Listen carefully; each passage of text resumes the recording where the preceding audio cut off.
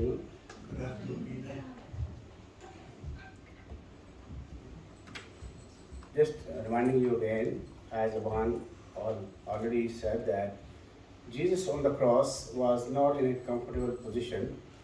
He was in all sorts of agony, but even on the cross, he was thinking about others, forgiving them. And what does it show? It shows the intensity of love he has for us. Luke 23:43. Truly, I tell you, today you will be with me in paradise. Jesus spoke this in response to the plea of the dying criminal. Before considering the words of Jesus, we will first look at the circumstances that led to these words.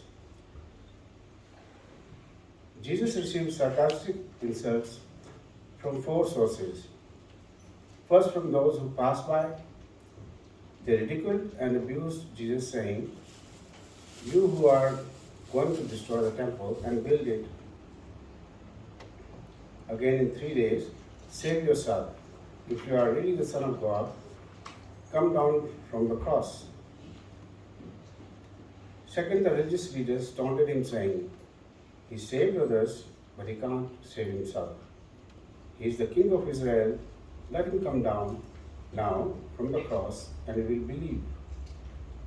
He trusted in God. Let God rescue him now.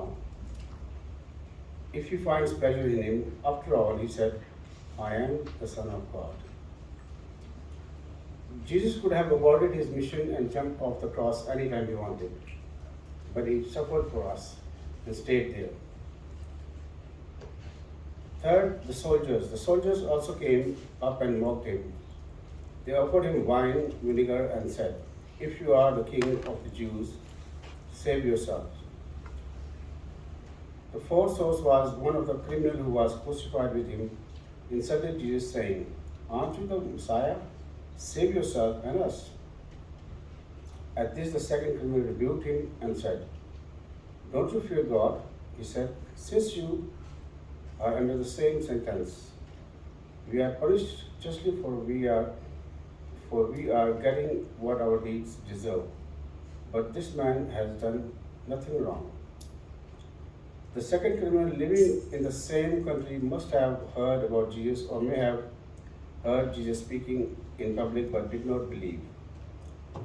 Therefore, he declared the innocence of Jesus, but this man has done nothing.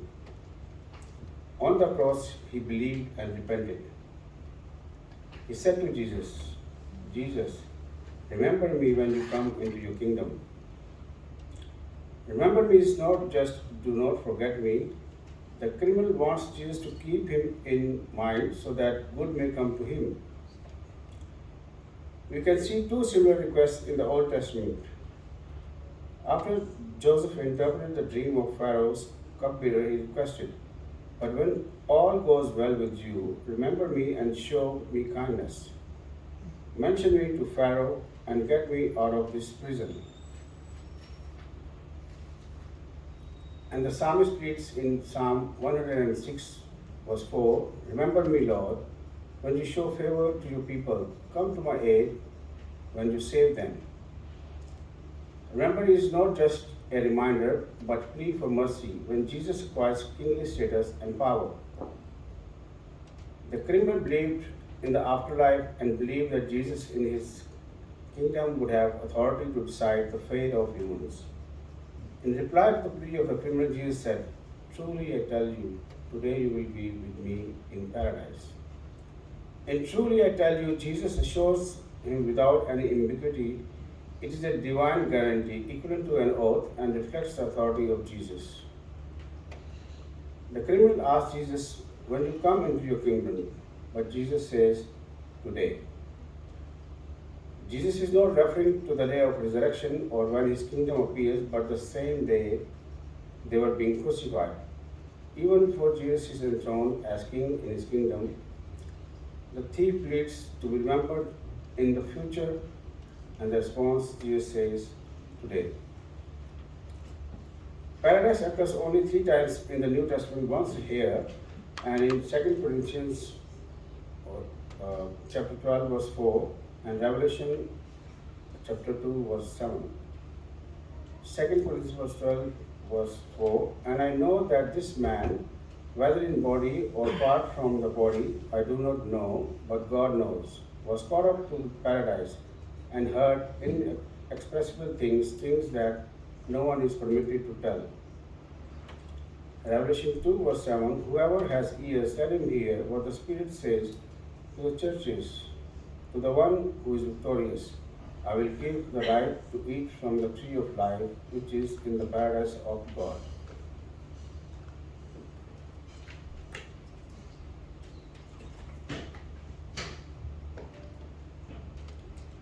In the later Judaism of the New Testament period, three aspects or stages of paradise were distinguished. The first paradise, the Garden of Eden, the hidden or intervening paradise of the present, the place of the righteous departed, the paradise of the age to come. Here in Luke 23:43, paradise refers to the hidden paradise, the dwelling place of the righteous dead, which is in the third heaven where God is. It is a place of surpassing blessedness because of the presence of the resurrected Christ. The most fascinating word in this verse is with me. There are two other references in the New Testament which tell the status of a believer between death and resurrection. Luke 23:43 establishes grounds for an intermediate state doctrine, an idea of a temporary bodiless existence between death and resurrection. 2 Corinthians chapter 5, verse 8, we are confident, I say, and would have preferred to be away from the body and at home with the Lord. Philippians 1:23, I am torn between the two. I desire to depart and be with Christ, which is better by far. Worth noting in response of Jesus to the request of the repentant criminal is that he requested to be remembered. Jesus promised a close place with me. The criminal asked for kindness in some unknown future time. Jesus assured him today. His plea related to some kingdom. Jesus granted a place in the well-known paradise. The story of the prodigal son and Luke 23:43 tells us a little bit about the surpassing love of Christ. Again, I remind that Jesus is in a very painful situation. The thief had sinned against the Lord, and during his last hour, he pleads for mercy. The Lord, without hesitation, said, today with me. Praise the Lord.